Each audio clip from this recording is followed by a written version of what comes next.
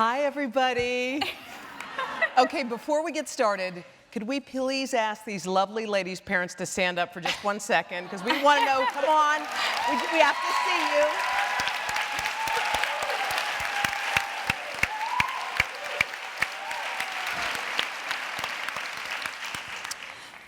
Hi, guys. Hi. Hi. Okay, so there is a lot of motivation, ambition, and everything up on this stage. So I want to dig back into the childhood of these kids just for a second, because this did not happen by accident. You guys didn't create this incredible company like this. So when you were little, Yes. what did you tell your parents you wanted to be? Oh, I think I wanted to be a waitress, which I was. Congratulations. So I did that. So happy for you. And then, yeah, I did that right after I graduated college and couldn't get a job. Okay. And then I think forever I loved storytelling, and I wanted to be an actress for a really long time. But I think what really was behind that was the fact that I just loved telling other people's stories. Okay. And how about when you were a little girl, what did you say, Mom and Dad, this is what I want to be? I might have been more precocious, and I said I wanted to be Katie Couric at age 5. So You did? I did, and I should say I was little in this building. So I grew up in this building. I went to nursery school here. My mom had worked here for over 20 years, so it's very surreal being back here. And I used to be snuck back into the green room for all of these lecture series and get yelled at, and my mom would get yelled at. So this is a nice full circle. But yeah, I always wanted, my parents watched the Today Show in the morning, and I watched the Today Show with them, and I got ready for school looking at that, and I was like, I want to do that. And I used to be late for school because I just watched the Today Show, and that's all I wanted to do. So when you guys were in high school, I'm imagining you two were popular. Were you popular? It's okay. I mean, Smart in all the clubs. We weren't unpopular. Okay. Yeah. Oh my we God. put it that way. I had friends, but Yeah. I wasn't like the cool We one. we were not like Regina George. You like, weren't? we were not, no, definitely not. No. I was not athletic enough. It Were was you not, yeah. officers? Were like president, VP? We were, I What were think you? we were both like, We were like, I was like a lot of embarrassing things. Like was, what? we were joiners. Yeah, Like, we did a lot. I yeah. was really into community service. I tried to oust the heads of community service when I was a junior, and they were seniors. I was like, I'm more passionate about Yeah. community service than you. I took over the head of Booster Club as a junior, which created, it was like a coup. I remember Yeah, that. I was I really secretary liked of the government. yearbook. My slogan was like Carly's on a roll in the cafeteria, and it was like me on a roll. Were you guys straight A's? I was not. I was like A- Okay. in high school. I'm actually really sad. glad that you brought this Yeah. up, because some of my high school teachers are here, and I had a lot of A-/B pluses, and I find them Yeah. so unfair to this day. Wait, your teachers are here? Some of them, yeah. You know, I'm sorry, that tells you something about somebody, doesn't it? When your teachers come to watch you here tonight, in addition to your parents and your family, that's pretty telling. I think we're both really lucky that we have had amazing support systems our whole life. And you know, I'm lucky I'm from New York, so my whole family is here, and Danielle's been adopted into that, and Danielle has extended family here, and when we're in Chicago, where Danielle's from, it's the same thing. All right, there's a really great reporter in the audience. His name is Mark Myers, and he works for the Wall Street Journal. And he interviewed me before, and he's got great questions. And he asked me this question, and it kind of was like a little window into your childhood, so I'm gonna ask you guys. Okay. So I want you to go into your childhood bedroom, close your eyes, open your eyes, look around, and tell me what you see. Describe what you see inside. I had a lot of wicker furniture, and I don't know why. And I had a lot of books, and I always had the TV on. I think I did too. I was gonna say always that. had the TV on. Like I always multitasked. I always did my homework with the TV Yeah. on, and it's like I always like stories. with like Dawson's Creek being recorded. That wasn't what I had. That was just me. Was it neat, by the way? No. No? Okay. Like yeah, yes and no. In between? So I had a really big desk with like lots of books on it. Okay. And I never actually wrote on the desk, but I used to keep like one of those, like vision boards where I would pin things that I took from ads that I liked, or like quotes, and put it up there. And then I did all my homework on the floor in front of the TV. I did on the floor Yeah. too. All right, so you guys go off to college. Did you know when you entered college, did you say, I mean, you wanted to be Katie. Did you say to yourself, I'm going into journalism? Yes, I knew. So I I went to Penn and they didn't have a journalism major that made sense for me. So I didn't major in communications or journalism, but I knew I wanted to work in media, and I specifically wanted to work at NBC News and did like everything I could to get in front of the right people to intern there. When I started interning there, I realized I didn't want to be on camera. Why did you decide that? I would ask you, but it seems really hard. It's kind of awkward saying to you, but I think I think quickly realized that we were sane in not wanting to be on TV every day and have people look at us every day. We really like being on your radio show. Yeah, that was good. Yeah. But we saw the lifestyle that a lot of people had on camera, and I think we both had that same realization. And I liked being a producer. I liked studying the producers. I liked how they put everything together, and so I very quickly was like, okay, I'm not going to pursue the on-camera route, but I really, really want to pursue production and working at NBC. And all the way up through this, what did you major in college? So I went to Tufts, and I majored in American Studies, and I minored in English. And by the time I went to college, I really knew that I just loved journalism. I loved writing, and that's what I wanted to do. So every single class that I took was kind of geared towards that. So I think what was weird about us is that we never had that discovery period in college. Like we went in being like, this is what we want to do. We always had a ton of internships. Every class was about like American history, American politics, American film, anything to do with that, which I think is good and bad. Like I kind of wish that we had maybe explored a little bit more, but it made, I think entering the job field, like we always knew we wanted to work for NBC News. That was kind of the pinnacle. Now, all the way through, you two had not met up to this point. You're in separate colleges, you're doing your own things, your paths had not crossed at all. No. So when was the magic moment? When did you two meet? We love answering this because we have such a good founding story, better than other founders, we think. We met in Rome. We did a study abroad program, not through either of our universities, a different school, and we met in Rome, and there were, I don't know, like 100 kids on the program, and we met in the study lounge area, and we bonded because we were both looking for the fried artichokes in Rome. And we were like, oh, we'll go find them together. And we were friendly, we hung out a bunch. Was it one of sometimes, have you ever met a friend and there's something that happens that is, it's like chemistry, like that something's gonna be there. Did you all have that? I think it was. No, I don't think like that. You told me that you felt that way. Don't lie. Don't lie. I don't think we had that. Carly was like, yes, you're the one. I mean, we were good friends, but we were so young. I think we were maybe not even 20 years old. Yeah. But I think what's actually weird about it is that we never talked about having the same interests. Oh. I mean, we were, 19 in Europe, away for the first time, thinking about where to eat and where to go out, and that was kind of it. So I think we actually, once we put together when we got back, then it kind of became something like, oh, that's a little weird. We wanted to do the same thing. So you guys are in Rome, you come back, you start looking for internships, and they're not easy to get. You get one at NBC right away. What were you doing right after, right when you got back? So I went to work for MSNBC this summer in Secaucus. I worked for Scarborough Country, I think, at that time, and then the Dan Abrams Report. Yeah, it was. What was that like? Because that's a grind. I don't know if you guys. I mean, it's one thing because you see the hour on TV, but when you work on one of those hours, describe what a day was like for you guys. So my first job out of college after waitressing was I got a call after applying for jobs, including the NBC Page program, which rejected me, which I thought, I will never get over this.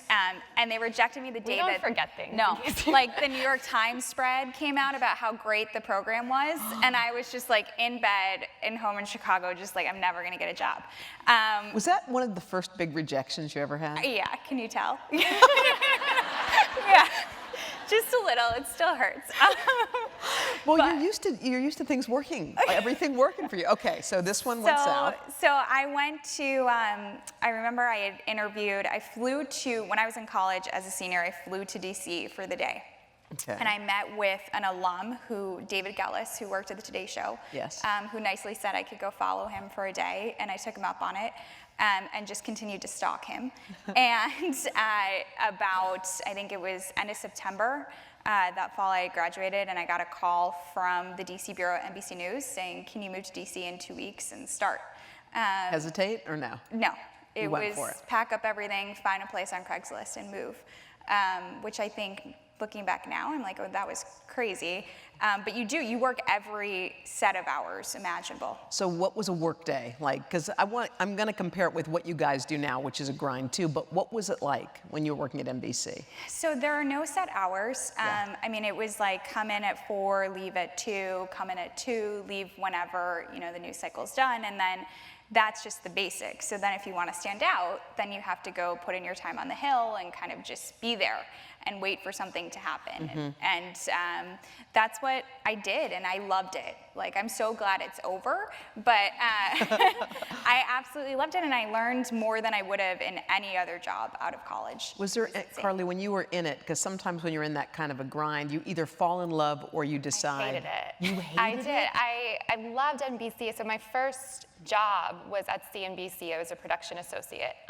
And I was also in lovely New Jersey, and I had to commute to Englewood Cliffs. And I was working 16 to 18-hour days, couldn't get home at night because there was that shuttle that like closes at a certain hour, and then you're there, you're stuck. It was awful. But I was an assistant to one of the hosts, and she was lovely, but it was a real grind. I mean, my day was booking cars, booking guests, printing scripts, running. I used to change my shoes, and I sprinted. That's what I really did. I just sprinted up and down the back staircases to get making scripts sure to there the was host? water on the set, making sure that she had her lipstick, making Who was sure it? Was Carmen Wong Ulrich, who's been an amazing supporter and mentor, and but it was a real grind. It was also a new show. It's called On the Money, so it was a total development show where things were totally switched an hour before the show went to air. And I realized very quickly that I was like, I do not thrive in a breaking news environment. And I love news, but now I know what I don't want to do. So I was really good at weeding things out that I didn't like, but I didn't know how to articulate what it is I wanted to do. I just knew I wanted to be in the building. And my parents used to joke that I truly wanted to be the superintendent of 30 Rock. Because I used to be like, the building's so great, the lunch options, all of the activity happening. And I used to, I mean, it sounds like a stalker, but when I was at NBC, you could watch the live feed. So I used to watch you doing your live feed at Dateline. Oh my God. And on the soundstage, and I was just like taking it all in. And I thankfully got switched over to MSNBC long form, which was amazing. I had an amazing group of people there that helped me figure it out. You two are both working at NBC, and you are oblivious that the two of you who had met before were somewhere around each other in their orbit. So what happened was we were interning in the summers. We interned for some of the same people, but not in the same summers or not in the same parts of the summer. So we just never connected. And then right after college, we were Facebook friends. And I had written for First Read, the political blog in college, and Danielle was writing for them right after college. And so I was reading it, and it said, by Danielle Weisberg. So I Facebook messaged her and said, is this you? And she's like, yes. And we quickly connected. She was in DC. I was trying to move to DC, and very quickly became really close friends. So you two are working at NBC. It's a job that a lot of people in here would just, cut their right arm off to get. You have, there are crazy hours, but you have decent pay, benefits, the whole thing. Not decent pay. And I didn't even have benefits. I didn't have benefits for the first 2.5 years. So yeah, that was not the case. All right, you had a job and a paycheck. And let's go. And I printed my own business cards. Yeah. And you had business cards. We made $12 an hour. You starting did? out. Yeah. Oh, that's horrible. Yeah. Oh my God, is that what they pay? $12 an hour? Yeah. Okay. Anyway, so now I get why you quit and went to do theSkimm. All right. So, but the two of you do have. Look, you tell your friends you work at NBC, and they say, "Wow, you work at NBC. You get to be around people, and it really is a learning environment." Okay. So you have that, and you have a long runway there if you want. So, Danielle, what would so you guys start to talk about this idea? Like, what happened? So I think fast forward, like we reconnected in DC, and then both of us actually ended up moving to New York. Okay. So we're in New York, we're both working at 30 Rock. Carly's in long form, I was working for Lawrence O'Donnell's show. And so my schedule was I would go into work at around 2, and I would get home at like 11:30, and Carly would be going to bed. We also were roommates. Yeah. Oh yeah, we were roommates. Oh, you guys were roommates? Yeah. Yeah. We were really good friends. We were living in a tiny So you little met, apartment. you met again, and then you decided to live together? Yes. Well, not in one night. Yeah. But like, Yeah, over the years, we decided to be a good idea. So we took our relationship to the next step, and we moved in together. But we had opposite work hours, so we never really saw each other. So we would, kind of always talked about this idea that we had, and it didn't even have a name. It was called like Project TBD. That's kind of what we called it forever. And the idea was just, what was the headline? Yeah. it was just like we think that there's a better way to give our friends news, and I think we're articulating it much better now than we actually did at the time to each other, but we always knew we wanted to start something. Okay. I think for various reasons. One is we feel so lucky that we had those jobs starting out at NBC. Like we feel like we learned from the best in the business. But we were both at a really interesting point where I think we both felt we wanted to learn more about the business side. And that's hard because if you're on editorial, you're not really ever shown those business decisions. And we would look at things like, oh, well, you're not reaching a millennial demographic, and are you thinking about what you're putting on air or when you're putting it on air? And those types of decisions weren't really ever given to producers, especially at our level. But the answers we got were like, go quit your job and go to business school. And it was like, who's gonna pay for that? And then we're gonna hope we get hired back? Like, that doesn't make any sense. And then at the same time, we saw our friends who are smart and went to great schools and have great jobs just did not watch anything we produce for a living. No, they didn't? No. But they do watch you. they do. Because we drink. I mean, I know why they watch us. Exactly. I mean, it's obvious. You guys figured it out. We really did. You did. You have the best job. So it was kind of just twofold, really wanting to take on more of the business side and seeing that our friends are this demographic that where we worked wasn't reaching, but there wasn't anything being changed about the routines or the voice that they were trying to connect to. Sure. So how did guys, your friends, kids your age, how did they get news? So I think the answer of 4.5 years ago is different than it is today. But 4.5 years ago, it was, I think our friends fell in a few different camps. Some were like, I'm so busy, and they were total experts around their specific field. So our friends in finance could talk to you about absolutely everything in finance. But when we brought up, I was about to say we brought up sports, but I did not bring sports up. But we brought up, entertainment, or we brought up politics. That was outside of their comfort zone. And our friends in other areas had the exact same experience. Then we had friends who were like a sponge and loved to consume news and were on Twitter, and that was kind of like the height of Twitter. And I think they were experiencing, you go away from your desk for an hour, you come back, there are 530 tweets to catch up on. So how do you get that information in a concise way? And then we had friends who were very honest that were like, news has never been for me, for a lot of different reasons. It's depressing, it's boring, or it makes me feel stupid. And what we would see is that the common thread between us is we had really smart, really well-educated friends and family, and we would go to dinners, and we would see who dropped out of conversation when. And because we were paid to literally read wires all day long, it wasn't like we were more interested in a topic than they were, or smarter than they were. It was like that was our job. We were doing our job. And so that, I think, coupled with the fact that we knew they weren't watching what we were producing, that we realized there was this opportunity. And I think had we not lived together, this never would have happened. Oh, wow. But I think we were both having this feeling, like this itching feeling. And like for me, I felt like I wasn't living, like I sound like Oprah, but I wasn't living my best life. Like I felt like you took that directly from Oprah. But I felt like I was like, I am in the place I wanted to be. I'm at the company I've always dreamed of, but I don't feel like I'm living up to my potential. And I was searching. I mean, we had a bookshelf that literally had the GRE book, the GMAT book, the LSAT book, and The Secret, all next to each other.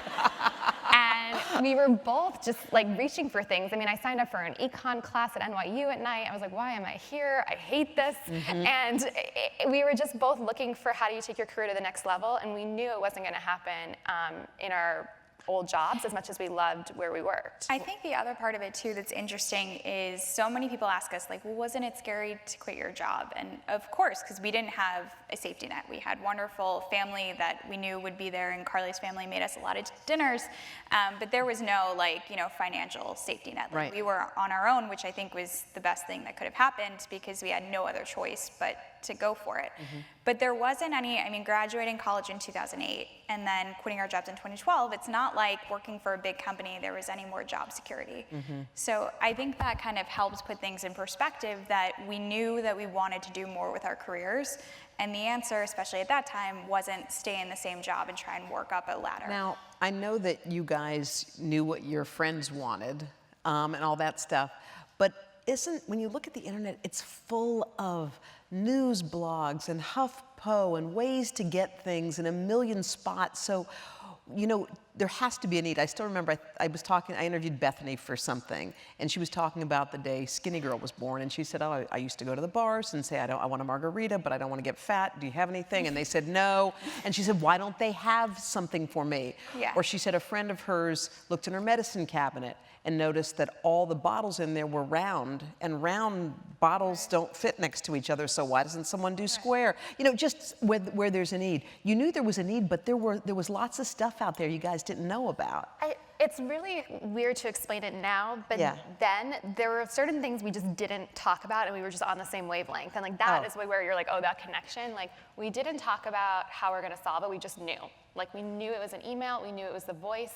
And when we literally sat down to write it for the first time, I think we went into different rooms and then showed it to each other. It was identical.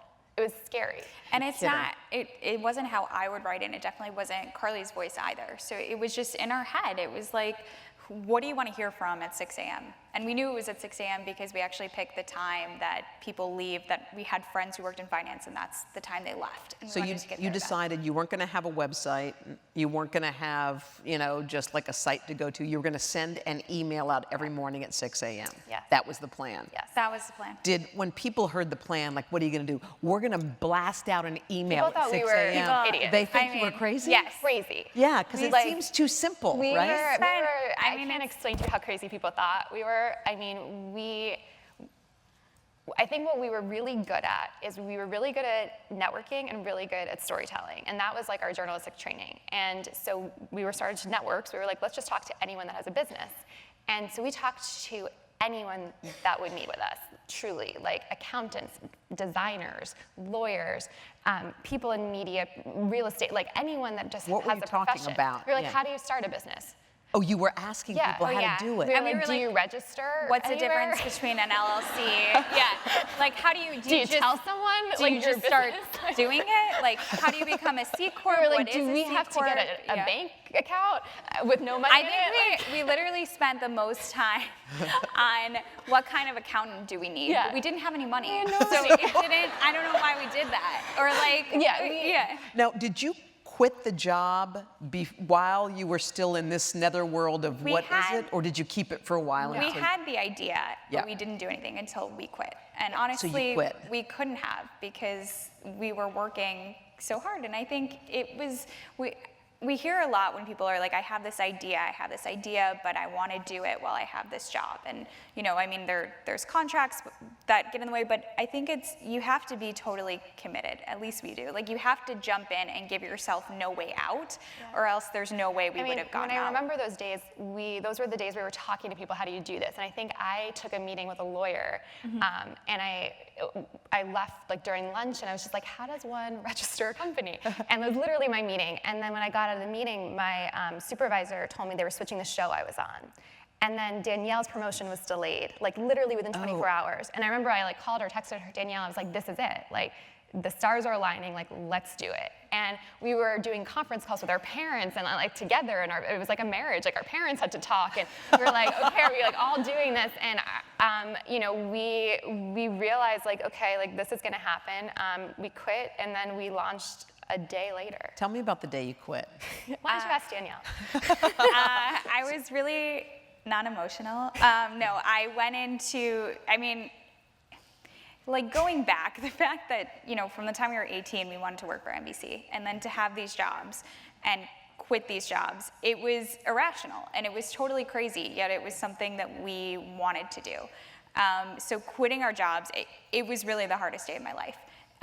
Did you walk in? I walked in. I mean, I remember I emailed my boss the night before, and I was like, you know, can we talk? I'll come in early before the pitch meeting. Came in early, I sat down, and I just started crying.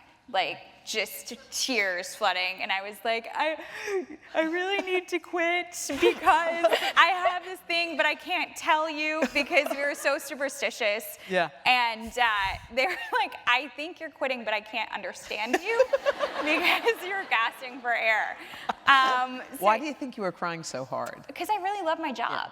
We didn't leave because we were unhappy. Like, I loved who I was working for, and I loved the team, and you know, we didn't leave because we were unhappy, we left because we wanted more. And I think had we seen the path to get more where we were, we never would have left. And do you guys quit on the same day? I think I quit the day before. Yeah. Yeah, but like within the same 24-hour period. All right, so you get home that night, the night after Danielle quits, and you realize, oh my gosh, we did this. What we did was that night is we made a lot of food.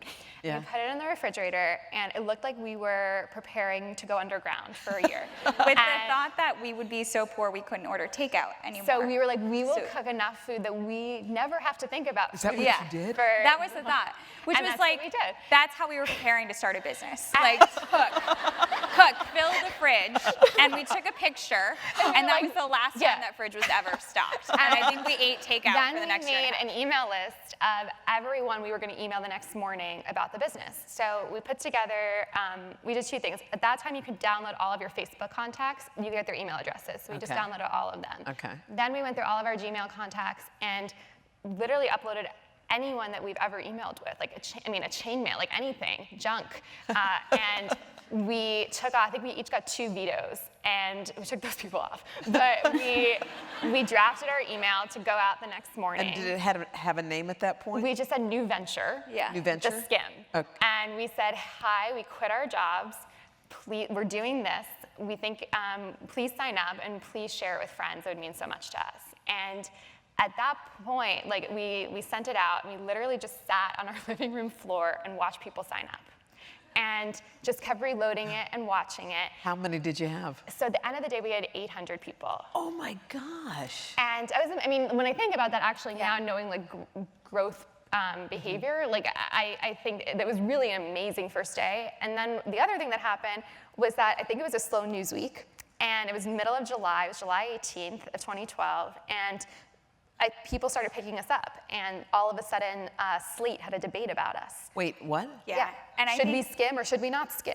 that was really terrifying for 2 people that had no desire to be on the other side. So that was the first time. Up until we sent the email out, we went back and forth that last night. Should we launch this anonymously? Why? Because we were scared to put our names out. Okay. Yeah. We were very private people, and we were like, I don't know if we could handle that, and we kind of made up all these excuses why it was better to be anonymous, which was not a good idea. So I'm glad we didn't do that. Yeah. And then the other thing that happened is we emailed people like you. We were like, hi, former NBCer. And we never met you. Yeah, but we didn't know you at NBC. We never worked with you, and we emailed you and pretty much every other on-camera talent, and we're like, we're former NBCers. We'd love to tell you what we're doing, and you were one of very few that wrote back, and we're very gracious to meet us. You met me for French fries. I did at Rollman's, right across from 30 Rock. I remember. Yeah, and you signed up, and then so we launched on a Tuesday, and then I believe it was that Friday or following Monday. That we had a meeting. So first when we launched, we went right back to 30 Rock to meet all of our old bosses to tell them what we just launched. So we went right back. Okay. And then we had meetings like that the whole week where we kept going back to see people who we love at NBC. So that next Monday, we went back to NBC, and we stopped at Starbucks, and we were just sitting there, and my phone started like crashing, and someone wrote on our Facebook wall, I just saw you on the Today Show. So we thought we got caught like on the plaza. And we were like, oh yeah. yeah. We're like, oh wow, there's good eyesight. Yeah. And then Like they saw us, we stand out. and then our email just kept crashing, like it wouldn't load on our phone, and then you had named us as one of your favorite things. Yes, and I that did. changed our life. That was, I mean, we have been so fortunate to have had support from a lot of different people, but we can't thank you enough for what you did for two people that you didn't know. By the way, it early was on. a total layup. It was a total layup when I saw you guys and met you and realized how cool you were. And I think here's the other thing. So you're sending this out, and I loved your writing style. Like certain things I read just because I love this style, and I know a lot of you get the skim, but if you don't, it's such a fun read, and it makes you feel smart when you go to a party, things you wouldn't normally, look into, and you go, oh, I already knew that, we'll go through like how you pick the topics that you choose. But so you send emails out, and let's say everyone's sharing it.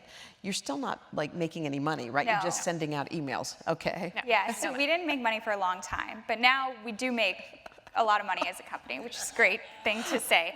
But back then you just had to get traction. Yeah, back then, and I think it was really, the one thing that we did well, which Carly said early on, was that we networked. So we got out there and we started meeting people that had started companies or were building companies, and really asked them, when you start, what do you think about? Yeah. And the advice was, you can either go after revenue or you can go after growth. And we had seen 800 people sign up from us sending out an email, and just decided to go after growth. So we focused for, I think, the first 2 years of the company, it was just about user acquisition. We turned down revenue from day one. Yeah. You did? Brands started approaching us within our first week. So the things that we did, like the night before, going back to your earlier question, we made the food, we then drafted our email, and we made a list of who are the 25 people we need to get the skim in front of. And it was actually an amazing feeling, because 2 years later, we had hit every single person on that list, including Oprah. And that was a very cool thing to go back to. Except Andy Cohen, actually. He would not meet with us. But we'll get him to skim one Yes, day. you will. But Yes, you will. we then went through and we were like, okay, well, who are the brands that we want to reach? What brands make sense for the skim? And very quickly, those brands started reaching out to us, which was very surreal. And I think had we had different experience, like if we had a business background, maybe we would have reacted differently, but we truly had no idea what to do with an inbound interest from a brand, and we couldn't take it on. So we just said, we're not working with brands right now, we'll let you know if we are. And inadvertently, we made ourselves hard to get. Yes. And inadvertently, people started talking, the skim won't work with anybody, and you can't get in the skim. And all of a sudden, we built this clout around the brand that was purely because we had no idea how to do an ad deal. I think we went in for our first big pitch and we asked someone, how do you structure a deal? And they gave us the worst advice ever. So we literally went into this meeting, and I think we asked for, I don't know, something crazy, like $10 million for, and this was like 4.5 years ago. So, and the skim is almost 5 years old. So they were like, just ask, go big. And after that meeting, it was just kind of like, you know what, let's we're never like, doing take this. a beat. We're never going to do this. Like, yeah, I mean, we got like sick, felt physically sick after we saw the reaction in that What meeting. was the reaction? We got this woman in the meeting. It was a fashion label that we really idolized, and the woman in the meeting really kept her calm, and she was just like, thank you so much for coming in. And I was like, okay, we didn't get it, but we did our first pitch. And then we started getting calls and emails from the designer, and was like, who the hell do you think you are? And you met with someone who was really important, and you embarrassed yourselves, you embarrassed them, you embarrassed me. And we were, I cried, like it was horrible. I think that's actually something we think about a lot now from a management perspective, which is people, at the Skims, sometimes it's their first job. And a lot of people we interview, it's their first job, or they're starting their company for their first time. And I think that experience really helped us. Like, we wish that person had just taken us aside and said, hey, like, we want to you guys discuss came with off like you. huge like, idiots. Like, yeah, you came off like real assholes, and Yeah. like you should really look at like what you're pricing. And instead, it just embarrassed us, and I think we, are lucky to have had advisors that helped us along the way, but that's something that we really try to bring into our day-to-day. Wow. That's brutal. That was Yeah. a brutal day. Yeah. So when you went back again after that experience, how did you, like, what was the pitch? So I think it was so much easier going back when we were actually ready, and not even because from an infrastructure perspective we were set up, but because we had waited so long. The pitch was really, the Skim is unlike any other property out there because we say no to brands that we don't like. We only work with brands that we do like, that respect our audience. And when you become a partner to the Skim, you're not just, I mean, you're joining a community of people that read a lot of things, but, and this was actually something that was a quote one of our Skimbassadors posted in our Facebook group, that when they read the New York Times, they're reading the New York Times, and that's great. But when they interact with the Skim, they're a skimmer, and that you're a part of a community. So I think when we went out to pitch for the first time, it was much easier to see what we had created. And also, it's a much clearer value proposition for a brand to say, this is something special, and this is something that isn't just a CPM or a number that you're slapping on an ad buy. This is joining a trusted community, and it's bespoke, and that costs money. Well, explain this to me like a third grader. So you have where are the advertisers? I don't see them on the email you send out. Yeah, so we have They a are there? native advertising model, meaning it's woven into the stories that we tell, but it doesn't touch the actual news. So we never let a brand tell us what we're writing about. We never let them actually touch the news of the day. They can change up our logo. They can change up the lifestyle parts. Right. But we make it clear to our audience, and actually the first time we ran a sponsor, we wrote in the newsletter, hey, we're gonna start working with brands. It's gonna be brands that we like. We also need to make money. So tell us what you think and help us work it out. And I think one of the greatest things about our company is that we have such a direct line of communication with our audience. So they tell us what they like, they tell us what they don't like, and from there we've been able to switch up our model and make it really clear when we are working with brands. Okay. So you went from you two on the couch with a refrigerator full of food. How many people work at the Skim now? 38 people. 38 people.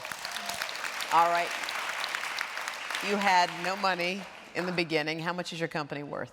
Well, we can't say how much we're worth. We think we're worth a lot, but we've raised over $15 million. How much? 15.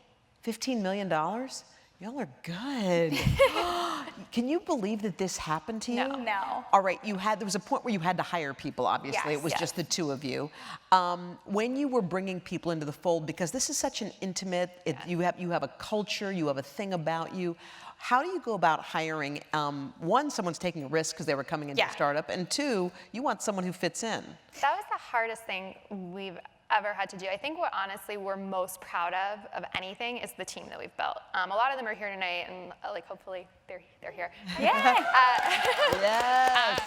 But we have a really special culture, and I think we're proudest of it because it was really hard for us to build that. It was the two of us, and we thought, okay, we'll be really good at building culture. And for the first 4 months, it was like we were in this really tiny office. We had 2 people there with us. And I remember, and then we had like 5 people, and then I remember one of our first employees like took us out. She's like, we either have to get drunk together or do an activity because we have no culture.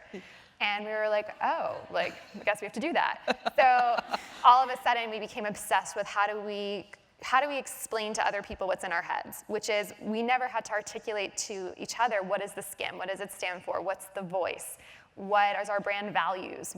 How do you define our sense of humor? And we have such a great partnership because we joke it's like a married couple, but like half of the day we don't even speak out loud to each other. It's just like we give each other a look.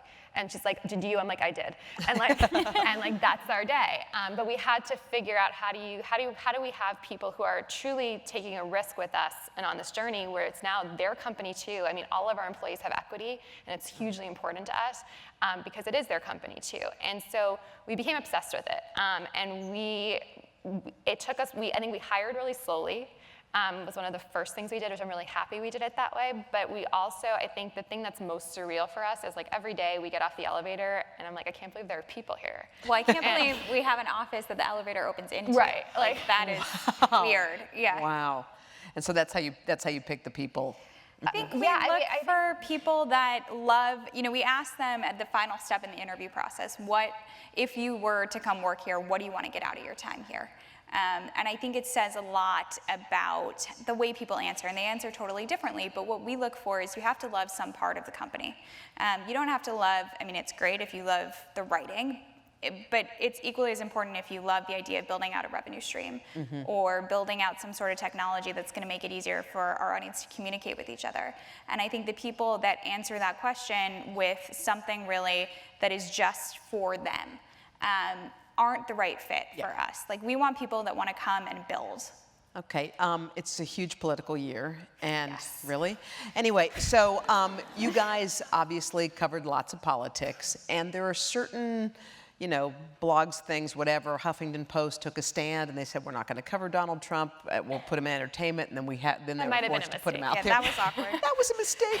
Anyway, but so you guys, you have young readers, you feel like you have a responsibility. Do you always tell it straight? Like, how do you cover politics? I think actually we tell it less, we use more of a voice with politics because sometimes it is just so ridiculous. I think anything to do with Congress, we're like, oh, they actually did something.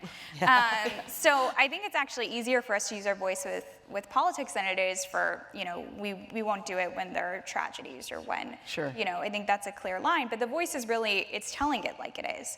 And I think in politics sometimes it's, you know, we use this a lot, but what the right says and what the left says and what theSkimm says is usually something like, why don't we actually do something about it? Like, I think like our general, the way we describe the voice is it's your friend who is just the no BS friend, your friend who says it like it is. And doesn't mean that we're taking a political stance or not. It just means like sometimes we're calling bullshit on things. And sometimes it may have a theme to it over a course of a few days, and people might be like, oh, you're just one of those. But our favorite days, and I think what says a lot is, especially in the last few weeks and few months, on any given day, we will get emails about the same piece of writing that says, oh my gosh, you guys are such a left-leaning liberal rag, get over it, Hillary lost. And the next email is like, I now see why Fox News invested in you. And you are, what a conservative arm you are. And it's about literally the same story. Wow. And I think what's been very eye-opening for us is just, I think people want to believe what they want to believe.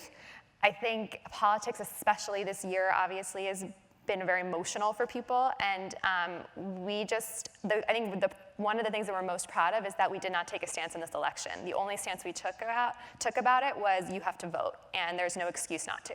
Did you guys help register people? Is that what you did? We did a little bit. I think, you know, aside from building our team, honestly, the No Excuses registration drive we did is the most proud we have ever been of our team and of the company. Getting 110,000 people registered to vote, 90,000 women in about a 2-month span.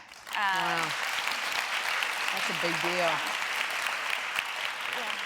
Do you feel a responsibility? Because, I mean, you guys do represent a segment of society. Do you guys feel a responsibility with all that's going on? I think we feel a responsibility. I honestly feel like we have a privilege to educate people. Like, I think in many ways the election is the best thing that ever happened to us. And when I say that in New York, people are like, what?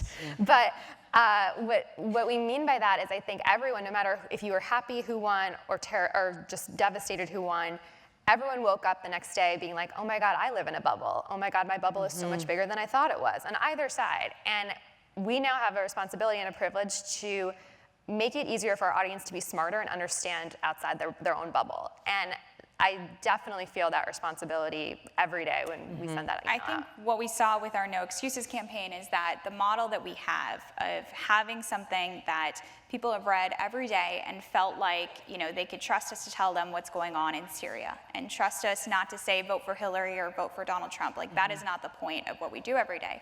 But the point is to educate our audience about what's going on in the world and then let them make their own decision. And we drive people towards an action. So the action wasn't go stump for Hillary, the action was go exercise your right to vote. Go take what you learned and actually do something with it. And I think that is a responsibility that we feel every day, which is to help people get more engaged. And whether that means having a conversation with someone that disagrees with you, having a conversation with someone that doesn't live in your same part of the world and actually try to understand what is going on in their neck of the woods, like, those are things that it makes me sad that that doesn't happen, and it makes me sad that that's an anomaly. But that is I think, the value that our company has, and it's a really interesting one right now, and we're really excited to be able to do that for our community. Are you so proud, the parents of these girls? Like, I'm looking at these girls and I'm thinking, wow, I would love to just sit down with your moms and dads and figure out what was in the water at your house, because They would I really want like to talk to you. Of that, for sure. You guys, we are going to take questions in a few minutes, but you guys have something that I have on my phone, and it's called Skim Ahead. Will you just describe what that is for a second, and then we're going to play a little game. So Skim Ahead is a subscription product we launched in this past year in April, which you can get at the App Store for $2.99 a month, 30 days free. You can take out your phones. Yeah, You won't think it's rude. We think it's great. Sign up. But Skim Ahead is your secret weapon. We basically, in the same way that we solved with email of, okay, what do I need to know today to go to that party, we looked again to our friends, and consistently they were giving the same feedback, which was, oh, I know the State of the Union's on tonight, but I wish you had told me that last week because I have dinner plans. Yeah. Or how did you know that Orange is the New Black came on back? Like, I would have watched it all weekend, and now I'm behind. Yeah. And there were just these moments of people falling behind. And then we kind of took a step back and realized, okay, well, what is another routine that we all share? And any professional will say that they live on their calendar. We do not know where we are coming and going until our calendar tells us. So Skim Ahead is a subscription service that really will help you anticipate what is coming up, down to when is your favorite show back, what news events you need to know about, when your favorite sports game is on, what movies you need to watch because Oscars are coming up and you've got this amount of time left to watch it. And so we found that it opened the door for us to a subscription revenue stream, which we're super excited to double down on, but it also opened the door for us to activate our audience in a new way and to enter a whole new routine of theirs. Wow. It's a really awesome app, because I downloaded it, and I'm in the news, so I figured I knew what was going on, and I was like, I didn't know that was happening, but it pops right up on your calendar. So we want to give away some stuff, some Skim swag, and we want to bring a few people up on stage just for a minute, and we're going to see if you guys know what's coming up ahead. All right, I need 4 people. Where is Lindsay? Where is Lindsay? Lindsay, come on up. Come here. Come here, Lindsay. Come on up. You're coming up. Come on over here to the side. I just need 3 other people. Where's Julian? Come on, Julian. Just come on up. And I need 2 other people. Come on. Don't be shy. You want to come up? Come on up. Okay. Of course you do. Where's Jess? Jess. Come on up, Jess. Come on, Jess. Sorry. Come on. Come on, kids. Come on, Jess. Don't be shy. Where are the Skim people? I want to see you. Where are you? Wow. Y'all look good. And then we're going to take questions right after this. Come on up.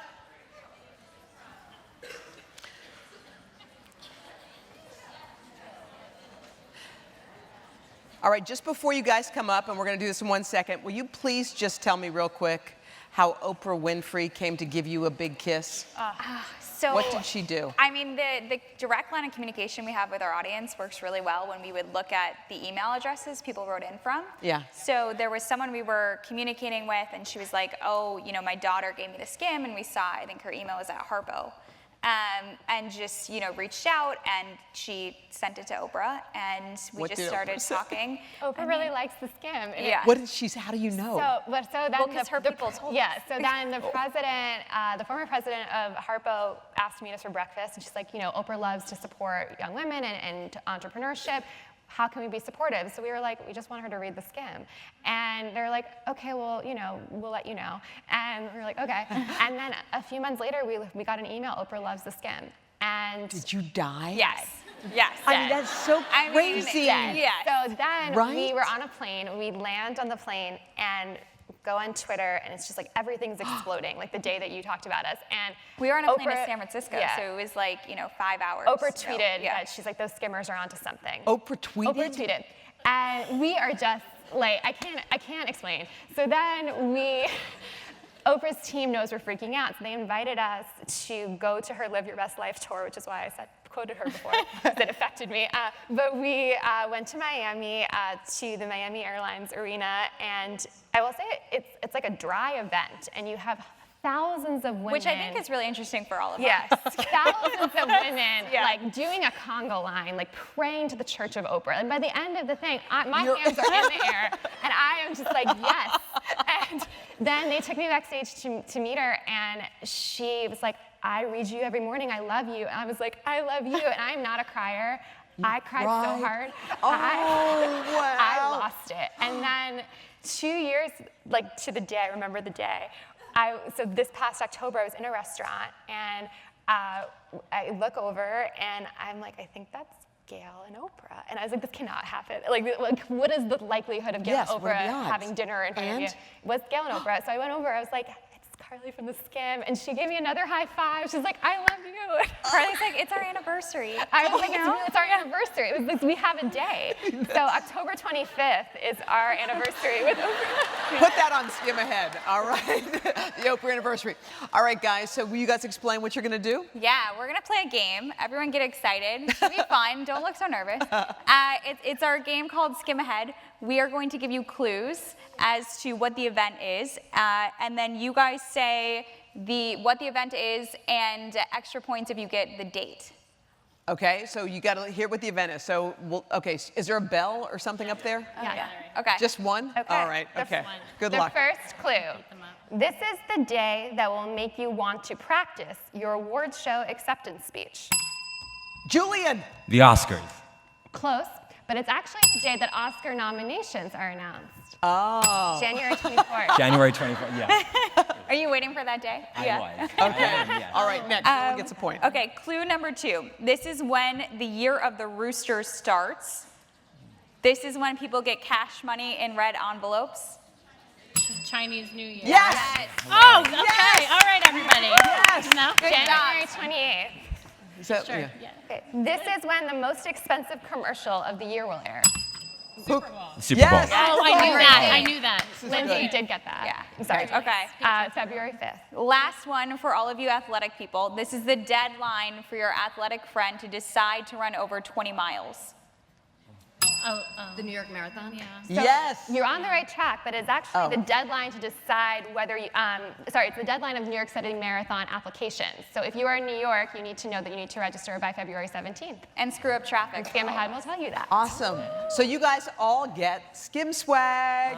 Yay! Congratulations. I love your pants. Thank you. Julian works with me, so I invited him up too. You're welcome, Julian. Got to do a little home cooking every now and then too. All right, we have some questions from the audience, and keep them coming. Okay, so this one's half answered. How did theSkimm cover the 2016 election? What are your plans for covering the new administration? How do you do that? I think that is something that we're figuring out each day, and I don't think anything is changing, and that we're not taking a side. theSkimm was not created to be a liberal slant or conservative slant, and we continue to look at that. I think the idea of calling out people on BS is something that has always been a part of us, and will definitely be part of going forward in this administration. But I think there's been really interesting parts of this where I think almost the process story has become something that we're covering more and more, right? I think it's also the first time, at least for our generation, where our friends and our audience is really paying attention to what do these roles actually mean? Like, what is a counselor to the president? What is an education secretary? What does that actually do? How will that affect things that I care about? And so part of this week, we launched a whole inauguration guide of actually explaining, these are the faces that you need to know, and this is actually what their job titles really mean. So we're going to try to continue to take that approach, which is that, and it goes back to, honestly, our no excuses approach, which is there's no excuse not to know about what's going on. And these are, I think what we're going to see in the next 4 years is that there will be massive changes, and there will be changes that really will affect people's day-to-day, and the best thing that you can do for yourself is to inform yourself. Yeah, I think it's interesting too, because whenever you see a tweet from the president-elect, or when you see something like that, alarm bells go off. And I was watching a journalist who was on Meet the Press, and there was an argument about, well, we have to cover every single tweet because it's the president. When the president speaks, we need to respond, we need to be there, blah, blah, blah. And she just said something so normal. She said, I think we should all cover it. She goes, but let's just not stand on the edge of the cliff and scream like we need to jump. Temper. It's also, I think we've never been so happy to not be a 24-hour news organization. That's a luxury that we've always viewed as a luxury coming from NBC, where we've seen the resources that go into it. But I think now we have the benefit of, if there is a tweet, we get a whole day of kind of analyzing the news cycle before we have to put something out. Did you guys ever think about, excuse me, going breaking news, like when something happens? We thought about it, and then we realized we weren't crazy. No. Yeah, We didn't no. want to do that. But by the way, you don't really need to. I mean, it's nice to get around I up at think, 6. Honestly, thank God for our NBC training, because we worked in what we believe had the best resources and the best talent, and we know exactly what goes into covering breaking news responsibly in the right way. And no matter how much funding we would get, we can't do that overnight. We can't build that ourselves. And Right. I think we get very alarmed when we see companies that are like, I remember a few years ago we met a news startup that I actually think no longer exists, and they told us they were sending field reporters to Syria. And our first thought was the liability insurance, because as producers, Yeah. we're like, are you insured? Who's the camera guy? Who's is the doing camera guy kidnapping insured? training?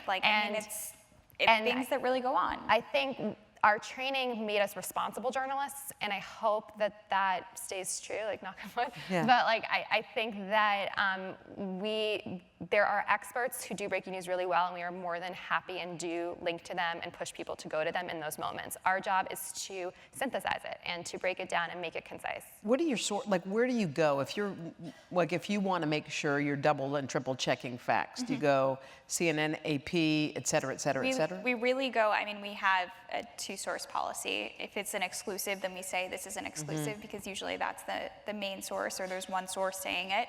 But yeah, when we're fact checking, we're taking major news outlets and not just one, making sure that, multiple people have the same stories. And I think the process behind, the story of BuzzFeed's decision to go with, I think that was so interesting, and that was something that when we go into reporting now on the administration coming in, so much of it is how did the information that's coming out actually come out, and who's deciding to put it out. And I think that is a new point of our coverage, and I think that's something that a lot of news organizations are trying to figure out the best way to put out there.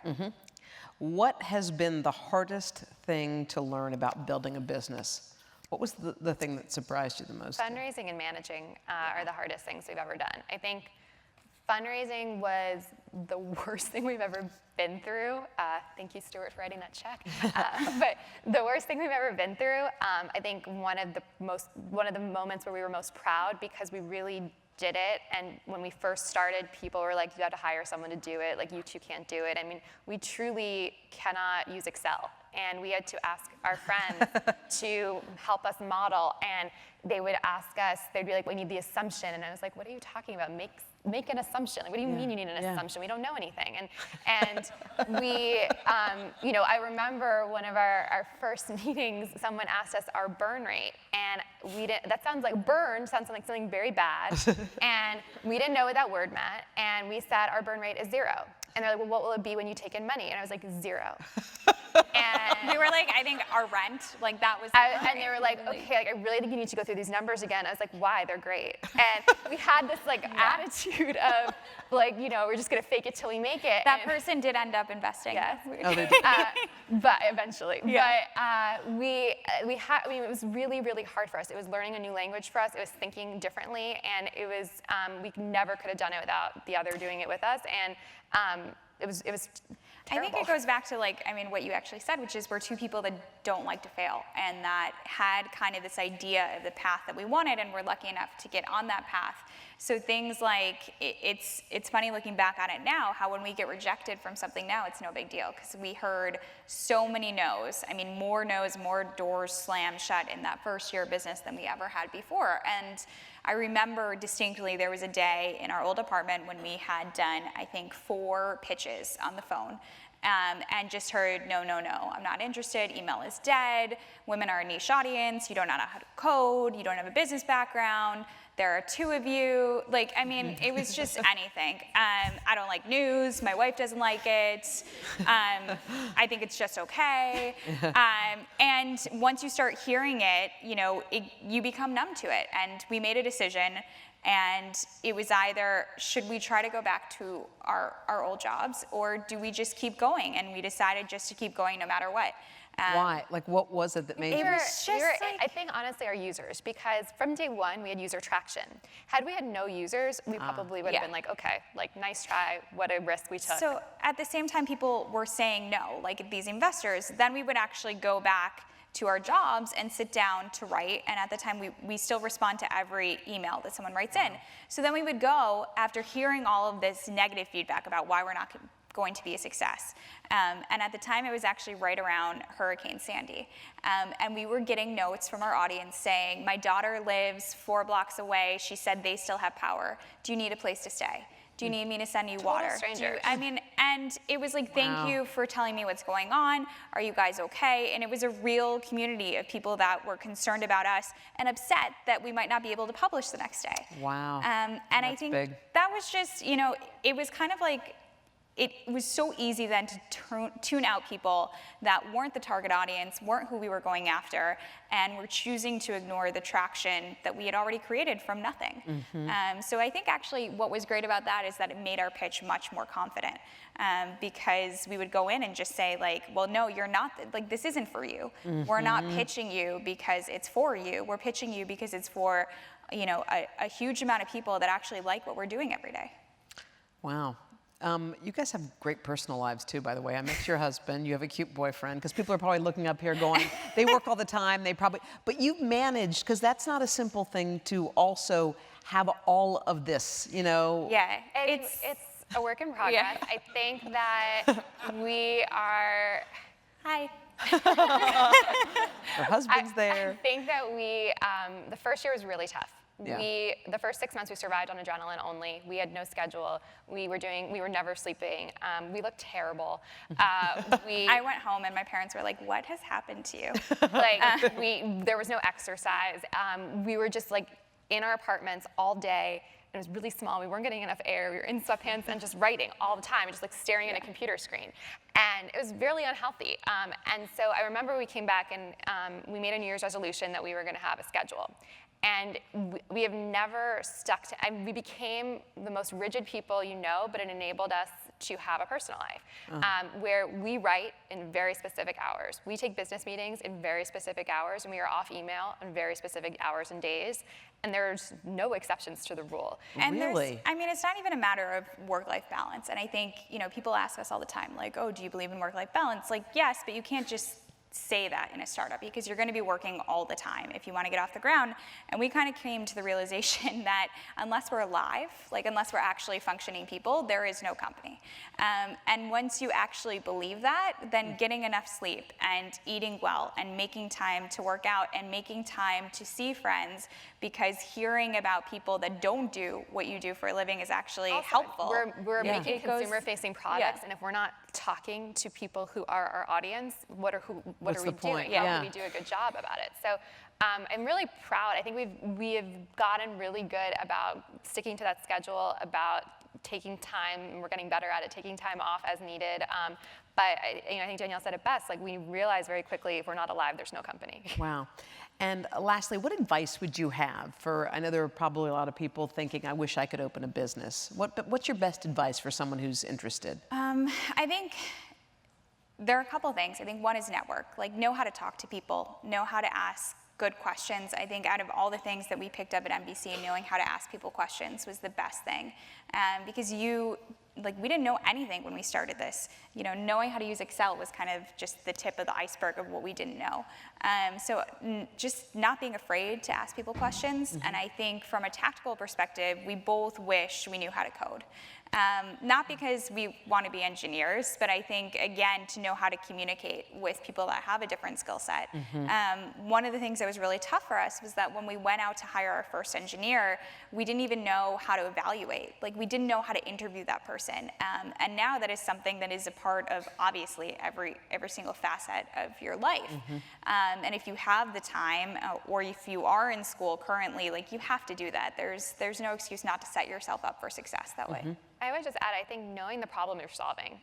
We were never entrepreneurs for the sake of being entrepreneurs. Like, I don't think either of us would have joined a startup had we not come up with theSkimm. I think we probably would have stayed along the track. And I think the biggest mistake I see when people do come to us for advice is they just want to be in this startup life and this startup seen, and I think every industry we've seen has been disrupted in the last 8 years, which is great and exciting for innovation, but it doesn't mean that it's for you. And I think knowing what are you solving for, like who is your audience? Are you a founder or are you an operator? Like maybe you're not a great founder, but maybe you'd be a killer like first hire for someone. And I think what it goes down to is like you have to know who you are. And I think there's an incredible amount of like self-analysis and self-awareness you gain in starting something, and especially in having a business partner, that you learn how to prioritize and you learn how to multitask, but you also know what you're really good at and you know what you're not good at, and you learn how to hopefully foster the stuff that you're good at. So I think those two things is what I would tell someone. Can we have a huge round of applause for Carly and Danielle? You guys were awesome. Do you have anything else you need to plug? No. You guys, y'all were so good. Oh, my God.